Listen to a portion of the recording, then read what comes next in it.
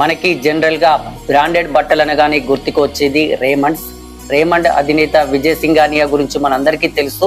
ఆయన ఎన్నో జీవితంలో విజయాలు సాధించాడు. అందుకే కేంద్ర ప్రభుత్వం కూడా పద్మవిభూషణ్ అవార్డు ఇచ్చింది. విజయ్ సింఘానియా తన 67 ఏళ్ల వయసులో 69,000 అడుగుల ఎత్తు చేరుకొని ప్రపంచ రికార్డు సృష్టించాడు.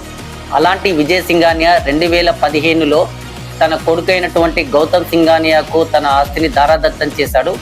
ముంబైలో మనకు జేకే అపార్ట్మెంట్స్ ఉంటుంది, అది విజయ్ సింఘానియా నిర్మించింది.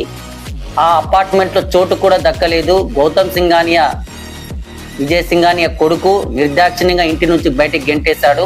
అదే జేకే అపార్ట్మెంట్ పక్క ఉన్నటువంటి చిన్న రూమ్లో అద్దెకుంటున్నాడు. అంటే పూలమ్మే చోటే కట్టెలమ్మే పరిస్థితి, బండ్లు ఓడలవుతాయి, ఓడలు బండ్లు అవుతాయి అంటారు కదా.